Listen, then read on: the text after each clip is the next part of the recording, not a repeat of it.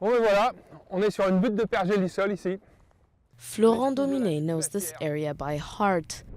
The French researcher and his team have been crisscrossing the Great Canadian North for 2 years, studying the thawing of permafrost, a layer of ice that covers a quarter of exposed land in the northern hemisphere. Only visible in winter, permafrost has been melting fast these past few decades.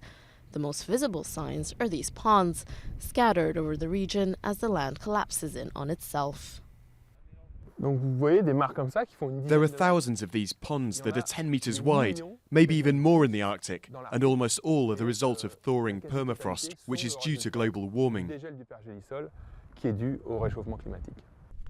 Florent and his team scour the land with sensors, monitoring the temperature, humidity, and density, hoping to understand and quantify the thaw of the Arctic. Cette fonte du permafrost This melting of permafrost means organic matter that was previously trapped is now mobilized, and that means it emits gases like carbon dioxide and methane, which are greenhouse gases.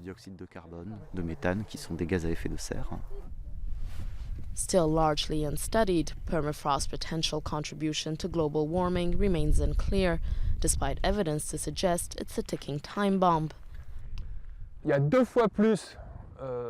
There's twice as much carbon in permafrost than in the atmosphere, so if all the carbon in permafrost turned into CO2, it would triple the concentration of CO2 in the atmosphere, and that would be the end of the world as we know it.